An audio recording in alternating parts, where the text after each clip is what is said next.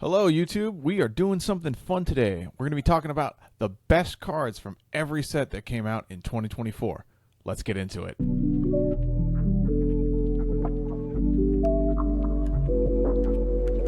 We're doing the best cards that came out in 2024, and we're doing the best new cards. So none of that reprint stuff. We're doing hot off the press, brand spanking new cards that were released in 2024. There are a few caveats to that. Ravnica Remastered, the very first set. There are no new cards, so we're just doing reprints. No new cards. So, yeah, we're just going to be covering the best reprints out of Ravnica Remastered. For Foundations, we're going to be doing best of the new stuff and best of the reprints. And best card can mean a couple different things, so we're going to be doing 3 cards from every set, or we're going to have 3 categories for every set, because it could be the same card. We're going to be doing best value, most played on EDH Rec, and just a pick, my pick, because that's why you came to this channel, is to see what I think. So I'm going to be giving you what I think is the best card out of the set and why. That's enough for the intro. Let's get into Ravnica Remastered. Okay, best cards coming out of Ravnica Remastered. First card up is Cyclonic Rift. This card is pulling in about $29, ranked 36 on EDH Rec. Awesome card, probably the best blue sweeper there is. This was a huge reprint. We were happy to have it. Yeah, this definitely takes the best value pick for Ravnica. Coming in for the highest rank, though, in terms of EDH Rec, we've got Farseek, but it's only worth $1, so definitely not taking the value slot. Huge in terms of seeing playability. Obviously, if you're playing a green deck, you're playing Farseek. And the spec pick out of this for Ravnica Remastered is Tolzamir Wolfblood. Is this card good? No. Is it worth any money? No. Do I like it and have a huge nostalgic place for it in my heart? Yes. Also, it's kind of fun to play in Limited, so if you're drafting Ravnica Remastered, which I did, it was a ton of fun. I got to play this card again. It was awesome. It brought me back to my middle school era. It was great. After that, we're moving right along to Murders of Karlov Manor. This was kind of a stinker of a set in terms of public outcry, but let's see what the top 3 cards were. Value-wise, we've got Delny, Streetwise Lookout. This card basically is a Panharmonicon for your little guys. Anything that's 2 or less gets doubled up. Currently pulls about $17, ranked 1741 on EDH Rec. This is a strong card, obviously sees plenty of play, but it gets edged out in playability by Demand Answers. This is a 20-cent little card, but it's a solid draw spell in this variety of letting you basically discard a card to draw a couple cards. This was just the newest variant that we had seen in this set, and yeah, it actually sees quite a lot of play, so that's pretty cool. In terms of my pick, while I could have gone with any of the Surveil lands, I think those are awesomely strong here. Pick Your Poison takes the slot because its claim to fame is it can actually kill the One Ring, since it makes your opponent sacrifice something. Card sees play all the way back to Modern, maybe Legacy, I don't think so though, but at least back to Modern, which is huge for just a 1-mana common. Love this card, and it is my pick for Murders. Moving right along, we've got the Fallout set. This wasn't a huge set, mostly just commander decks with some collector boosters sprinkled in, but we're going to cover it anyway. Best value card coming out here is Nuka-Cola Vending Machine, and it's also the most played one. So this card is doing double duties, ranked 2415, so it's not a ton of play. Costs about $14, so yeah, again, not the biggest best set in terms of just trying to buy and craft singles, but it was just mostly commander decks, so what more can you expect? My pick out of this set is the Commander, the Wise Mothman. My buddy bought this deck, and it's a ton of fun to play against. I love the whole rad mechanic and the mill thing, and Mothman gets swole really, really fast. It's a sweet commander to play against, and yeah, that's my pick. Next set, we've got OTJ, and best value card coming out of this is Bristly Bill Spinesower. A sweet landfall guy, basically charges up with 1/1 counters, puts them on all the creatures that you'd like when you get a landfall trigger. So that's really nice.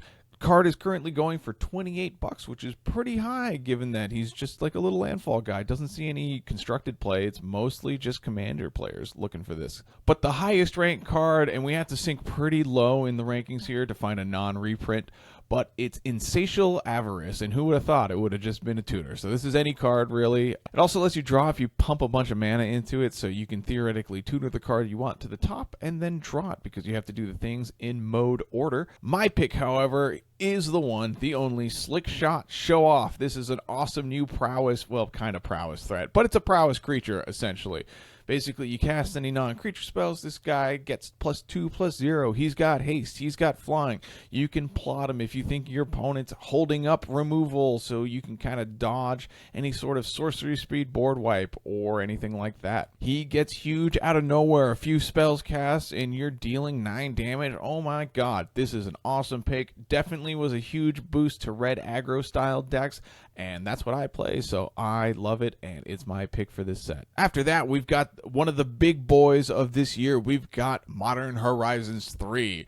This set was packing a lot of heat, and currently the most valuable card is Ocelot Pride. Who would have thought the 1-drop mythic from a Modern Horizons set would be good, but yes, it is.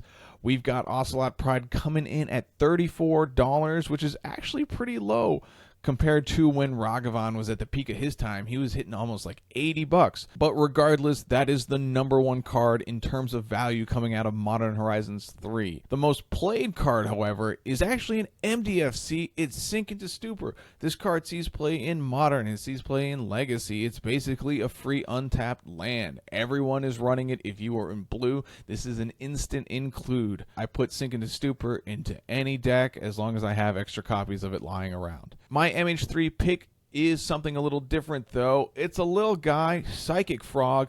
This is the bane of my existence. I can't beat any deck that plays this with my poor little prowess guys. But the design is so clean, it's so nice, he can do so much, there are many different lines you can take with him. I just love everything that's going on in this card, so it's hard for me not to award this my pick of the set for MH3. After that, we had another Universes Beyond set. Again, it was a bit on the smaller side. We have Assassin's Creed, and the most valuable card from it is Excalibur, Sword of Eden. If I'd made this video maybe a couple months ago, that wouldn't have been the case, but Captain America came out, and that skyrocketed the price of Excalibur all the way up to $18.91. But it is edged out in play by another card, and that is our #1 most played card, and that is going to be Brotherhood Regalia. This is essentially a Swiftfoot Boots, Whisper Silk Cloak-esque style of card. It costs 2 mana. It's a cheap equip onto a legendary, basically your commander. It gives Ward 2, which is really nice, and it makes it unblockable. So it triggers all the free running, but just in general, unblockable is really nice. And it doesn't give Shroud like Whisper Silk Cloak, so you can actually attach other things to it without having to take it off, put it back on. That kind of Lightning Greaves games you got to play and let your opponents get a little chance to interact. This just gives a nice Ward 2 and makes you unblockable. But my pick for Assassin's Creed is something a little stupider. It's Smoke Bomb. Is it that good? No, not really. But I love the fact that you can yell Smoke Bomb very loudly at your table and then hide under it, and then no one can see you. And that's definitely how the card works. And it's basically Teferi's Protection. Don't actually look at the card. It doesn't say anything like that. But if you just yell Smoke Bomb and say it's like Teferi's Protection, no one can stop you. Literally no one can stop you. It's in the rules. They can't stop you. Next setup, we have one of the most hyped sets for Standard coming out this year, and it's Bloomburrow. That's right, the little critters are cute, and they are here to party. And yeah, let's talk about what the best value card in the set is. And it's the most played card too. It's 3 Tree City. Yeah, it has nothing to do with the mices or the owls or the lizards or what. None of the kindred stuff that actually came out of Bloomburrow was the top ranked value or EDH rank, but one of the cards that basically lets you do anything with your kindred decks. Basically, it's a Nykthos, but it just counts the amount of creature types that you have on the battlefield. Costs about $20 right now. I can only see that going up. It's a great card. Yeah, if you're in one of these go white creature decks of a specific type, this is an instant include for you. But it's not my pick. My pick is something courageous. I picked Mockingbird. This card is so cool. It is an on-rate copy effect for either your creatures or your opponent's creatures. This card is awesome. It is actually a playable copy effect in Constructed because the rates are just so good. If your opponent casts a 1-drop, you don't have to put anything into X. You can get the 1-drop. If it's a 2-drop, you just pay 2 mana, etc., etc. Obviously, it gets outscaled past 4, but it always retains flying, which is really nice. It's one of the coolest design copy effects that I've seen. I love it. I try and jam it in decks that probably have no right to play it, but it doesn't matter. It's my pick of Bloomburrow. After that, we've got Duskmourn, the spooky set. People were probably a little less hyped for this one, but that doesn't matter. We're still looking at the best cards that came out of it. And in terms of value, we've got Abhorrent Oculus. This card is commanding, again, $20. This is huge because this is seeing play all the way back to Modern. People are jamming it in the Psychic Frog deck, trying to get it into the graveyard and unearthing it. Also seeing a decent amount of play in some other kind of Azorius helping hand decks. But regardless, it's just a cool card, and unlike many of these effects where you have to wait until your upkeep before you get any value, this actually triggers on your opponent's upkeep, so you basically get this trigger before your opponent can respond to do anything unless they actually have an instant speed answer on your turn. It's a great effect, puts a 5/5 flyer on the battlefield too. It's easy to see why this is commanding such a high price tag. But the number one most played card that's coming out of Duskmourn is Withering Torment, probably because it's the second time we've had a pie break for black. It's the only other card aside Feed the Swarm that lets you destroy an enchantment. So it's easy to see why this is seeing a ton of play, especially in Commander.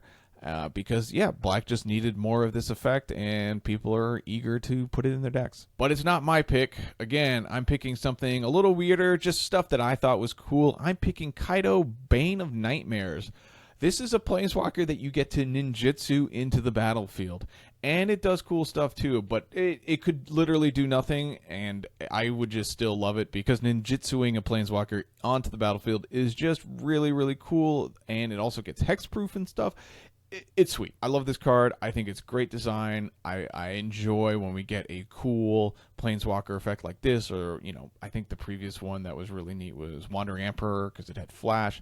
Those kinds of non-sorcery speed planeswalkers I think are awesome. So yeah, that gets my pick of the set. Also, I think rooms are dumb, so I'm not picking any rooms. Moving on to the final set of 2024, and we're going to be doing 6 cards out of this set, essentially, because we're going to be doing all the non-reprints and we're going to be doing all the reprints. So let's start with the reprints. We've got Doubling Season taking best value here. Makes sense. This is a $25 card, sees play in tons of Commander, but it doesn't take the most played card. That slot belongs to Swiftfoot Boots.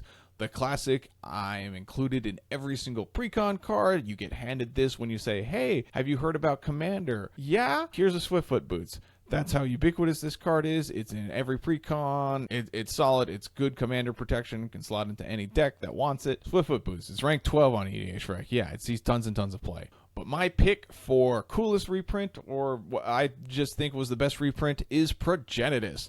This is the OG protection from everything Chad. You play this card and it's like, oh my god, what am I going to do? I can't kill it, I can't shoot it, I can't block it, I can't do any of that stuff. Does it see any play? No. It's a relic of a bygone era when Magic was much slower and you could actually get this thing out, but it doesn't matter. Progenitus is cool. It says protection from everything on it.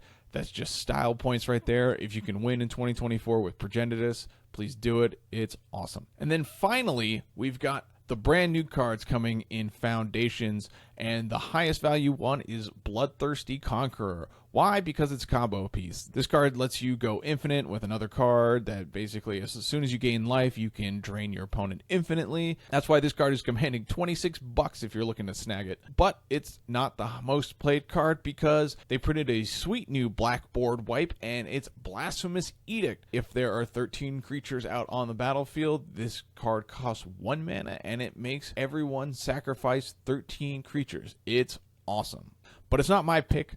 My pick is Bolt Wave because I have 3 brain cells and I can only turn them sideways. We've got another addition to red aggro and burn and all those very low to the ground aggro decks. Bolt Wave gets around any kind of hex proof on your opponents, basically deals 3 damage to each opponent for a single red mana. This is an awesome new card, definitely helping boost up the red aggro decks when it comes to killing your opponents quick enough before they can stabilize. And that's it. the best cards out of every set in 2024. Let me know in the comments below if those were the cards that you thought were going to be on the top. Let me know what your picks for every set were. You don't have to do every set, but if you had a favorite set, let me know what your pick out of that set is down in the comments. I want to know what everyone thought was. Yeah, I just want to know what everyone's favorite card was coming out of 2024. Pick the new cards too. Don't do reprints. Just pick new cards. I want to see the new cards. I want to see the cards that you guys are slotting into decks and why.